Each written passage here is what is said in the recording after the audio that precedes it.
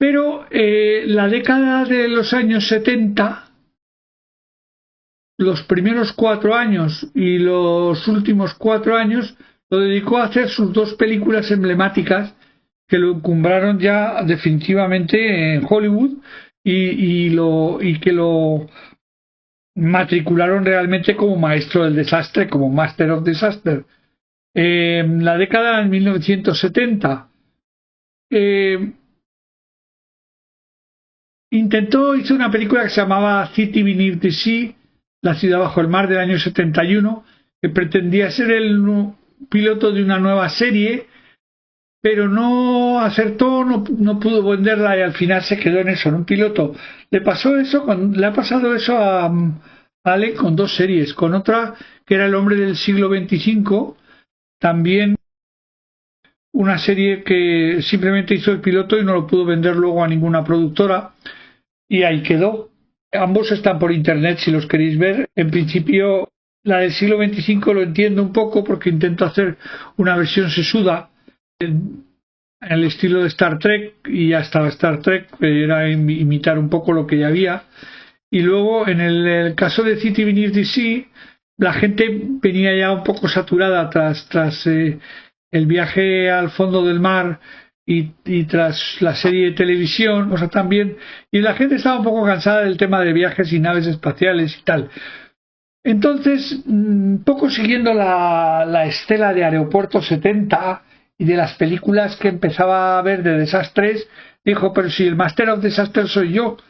Y aquí fue donde cayó en sus manos el bestseller La aventura del Poseidón, que trataba sobre el desastre de un crucero por el Mediterráneo que vuelca por un tsunami, produciendo un efecto de campana burbuja, o sea, el barco queda boca arriba y entonces el aire que hay dentro del barco permite que los que están sobrevivientes dentro del barco puedan moverse y puedan salir, ¿no? O intentar salir del barco. Bueno, pues esta película se empezó a hacer el diseño de producción. El guión de la película corrió a cargo de Sterling Stelfant y tras 2 años de minuciosa producción, el presupuesto que les salía era $4.315.185. Un presupuesto de $4.315.185 hoy en día sería lo que se gasta una película en nada. Tan solo, no sé, por decir algo, en buscar las localizaciones. Pues en aquel tiempo era lo que costaba una película entera, el diseño de producción de una película entera. Entonces 20th Century Fox venía de producciones modestas como El graduado de Easy Rider, que habían dado un buen resultado en taquilla, y de enormes desembolsos como Hello Dolly o Doctor Dolittle, que no habían sido tan exitosas a nivel económico. Esto hizo que el CEO de 20 estuviera muy encima de Irwin Allen y bueno, estuvo muy a punto de fracasar, de hundirse la aventura del Poseidón, porque Irwin Allen tuvo que recurrir a amigos, poner incluso dinero suyo para poder terminar la película. La aventura del Poseidón se rodó por fin en 1972. El rodaje duró 70 días en el puerto de Los Ángeles, donde estaba el Queen Mary, transatlántico de lujo reconvertido en hotel. Se usaron planos y maquetas de ese barco para todo el rodaje. El enorme reto de producción de una película de catástrofes, donde, como ya os he dicho, el barco queda a flote por el aire que contiene, pero todo el mundo cae, queda todo boca abajo. En fin, fue complicado en aquel momento y fue complicado también el que no hubiera lesionados ni hubiera ningún problema en la producción. Irwin estaba encima de todas las escenas que se rodaron y de hecho era curioso porque resultaba tan espectacular el rodaje que los actores cuentan que aunque no les tocara ese día rodar en el estudio, iban para curiosear porque les encantaba ver el despliegue técnico y personal que se realizaba para cada toma. Hay que tener en cuenta que $4.315.000 es un poquito menos de lo que costó Lo que el viento se llevó, que hasta ese momento aún seguía siendo, junto con Los 10 mandamientos, una de las películas más caras de la historia. Y claro, la aventura del Poseidón iba a batir el récord. Y bueno, así fue como la película al final funcionó. La película se rodó, fue un tremendo éxito porque también tenía un reparto estelar en el que tenía el ganador de un Oscar, Ernest Borgnine, que es un actor de películas de acción. Venía de rodar Los 12 del Patíbulo y muchas otras películas de aquella época. Red Buttons, Jack Albertson, Shirley Winters y el que ya se perfilaba como un protagonista de acción, Jim Hackman, que venía del rodaje de el French Connection, una película que había tenido un gran éxito. Sí, en French Connection, el antagonista de Jim Hackman es Fernando Rey, por cierto, en su mejor momento como actor. Allen volvió loco al director John Roland Neame con los efectos, pero el diseño de producción era impecable, la película funcionó muy bien, recaudó muchísimo en taquilla, más de 100 millones de dólares de la época, y llenó las arcas de 20th Century, de los productores, de Irving Allen, lo hizo millonario ya, y de todos los que participaron en la película, hasta el punto de que 20th Century le dio carta blanca para su siguiente película, y Irwin Allen no tenía muy claro todavía qué hacer. Contactó con el guionista Sterling Silliphant. Sterling Silliphant le dijo que había dos libros, uno se llamaba The Glass Inferno de Thomas N. Scortia y el otro se llamaba The Tower de Richard Martin Stern, que, bueno, haciendo un refrito de ambos podrían hacer un guión interesante. Luego también se trataba de intentar reunir a dos estrellas emblemáticas en aquel momento, de repetir un poco el éxito de Dos hombres y un destino, en el cual habían estado Paul Newman y Robert Redford.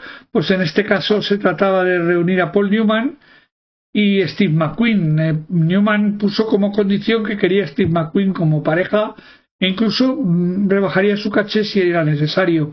Steve McQueen estuvo encantado de rodar con Newman. Eran además dos papeles protagónicos.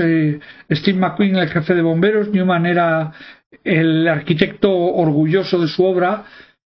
The Tower de Richard Martin Stern fue comprado los derechos por Warner Brothers por $300,000 y de Glass Inferno de Thomas M. Scott y Frank M. Robinson Fox pagó $400,000, ya que digamos que de la Tower se sacó un poco más ideas generales y de Glass Inferno se sacó lo que es el nudo del argumento.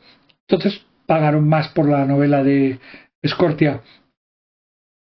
Sterling Silliphant, que había sido guionista en la aventura del Poseidón y en la película clásica de culto de Norman Jewison, En el calor de la noche, aquella que fue nominada al Oscar con Sidney Poitier y Rod Steiger. Y bueno, el altísimo presupuesto que esta película iba a tener, según Irving Allen, que era muy bueno haciendo diseño de producción, calculó que ascendería a $11 millones. Al final se quedó en 10.900 o 10.800 o algo así. Entonces esto hizo que 20th Century Fox no pudiera con ese presupuesto. En ese momento era un presupuesto demasiado alto. Se asoció al final con Warner Brothers y aportaron 5,5 millones cada una. Es la primera película que involucra a dos estudios de las mayores de cine. La primera película en la historia que involucró a dos estudios en la distribución y producción. Y con un presupuesto, ya os digo, de $11 millones de la época, y unió a Paul Newman, Steve McQueen, William Holden, Faye Dunaway, que estaba estupenda en esta película, estaba en su mejor momento, y además se lució un diseño precioso, que era porque la conocemos en la fiesta de la inauguración del edificio. Fred Astaire, Richard Chamberlain, Jennifer Jones, Robert Wagner y O.J. Simpson.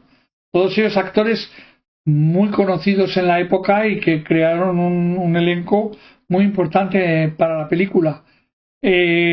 En esta película hay más de 4.000 storyboards que se conservan con la planificación de todas las escenas hasta el último punto. Esto es realmente lo que podemos hablar de Irwin Allen respecto de El Coloso en Llamas o Infierno en la Torre. Hizo luego varias películas para televisión menores como Flood, Inundación en 1976, Air en el 77, Colgando de un hilo, Hanging by a Thread en el 78 y The Bridge Fell Down and Cave In del 79. Para su presentación en salas y dirigió El Tornado del 78, Más allá de la aventura del Poseidón del 79 y produjo Cuando el tiempo se acaba en el año 80. Y regresó a la televisión y en el año 85 hizo una pequeña versión de Alicia en Wonderland. Pensaba hacer un musical de Pinocho, pero problemas de salud le llevaron a jubilarse ya en el año 86. Murió en Santa Mónica, California, el 2 de noviembre de 1991 de un infarto. Sus restos se encuentran en el Mount Sinai Memorial Park de Los Ángeles, California. Bueno, y esto ha sido todo sobre la vida de Master of Disaster, Irwin Allen. Y ahora no dejéis de ver cualquiera de sus películas que os van a encantar. Bueno, simplemente para despedirme y agradeceros el que hayáis visto este vídeo especial doble. Ya sabéis, tenéis que darle a la campanita, suscribiros y comentar todo lo que os apetezca sobre esto, que seguro que surgirá un debate muy interesante porque este productor siempre tuvo detractores y yo creo que era un pionero que ha sido un ejemplo para el cine posterior de aventuras y de catástrofes y de ciencia ficción. Hasta la próxima semana, en la que tendremos otra historia de letras e imaginación. Adiós.